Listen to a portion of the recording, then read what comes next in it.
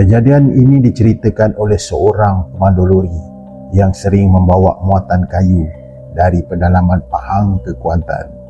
Sekitar jam 2:30 pagi ketika dia memandu seorang diri melalui jalan hutan yang gelap dan sunyi, dan waktu itu hujan renyai turun dengan kabus nipis mula menutupi pandangan, dan di satu seleko yang tajam dia ternampak seorang perempuan berbaju putih berdiri di tepi jalan sambil menahan lorinya.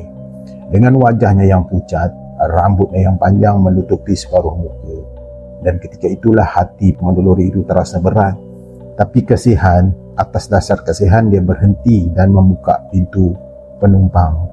Perempuan itu naik tanpa berkata apa-apa, dan sebaik saja dia naik, bau hanyir dan bau bunga kemboja terus memenuhi kabin lori. Dan pemandu lori itu cuba bertanya ke mana tujuan dia, tapi perempuan itu hanya memandang ke depan dan tidak berkata apa-apa. Beberapa minit kemudian lori terasa berat daripada biasa, seolah-olah dia sedang membawa satu muatan yang berlebihan, dan enjin pula mula meraung dengan kuat walaupun melalui jalan yang rata.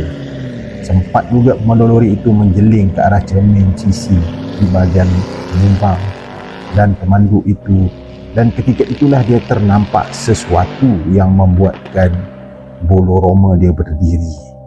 Dalam pantulan cermin, wajah perempuan itu terus berubah.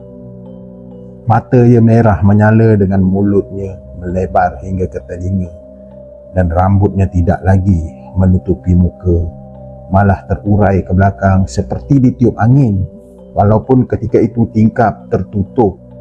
Dan tanpa menoleh, perempuan itu bersuara perlahan, "Abang, boleh berhenti di hadapan?" Pemandu lori itu dalam keadaan yang menggigil dan tangan yang tergetar, dia membrek dan membaca ayat kursi dalam hati. Dan sebaik saja lori itu berhenti, pintu penumpang terbuka dengan sendirinya, dan perempuan itu turun perlahan-lahan, dan sebelum hilang ke dalam gelap, dia berpaling sambil tersenyum ngeri.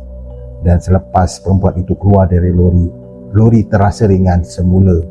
Dan keesokan harinya, bila pemandu lori itu bercerita kepada orang kampung, seorang orang tua hanya berkata, "Kalau kau jumpa perempuan tumpang malam-malam di jalan hutan itu, kau jangan pandang cermin. Kalau kau pandang lama sikit, kau takkan sampai di rumah." Jadi sejak kejadian itu, pemandu lori itu tidak akan pernah lagi melalui jalan itu walaupun waktu malam.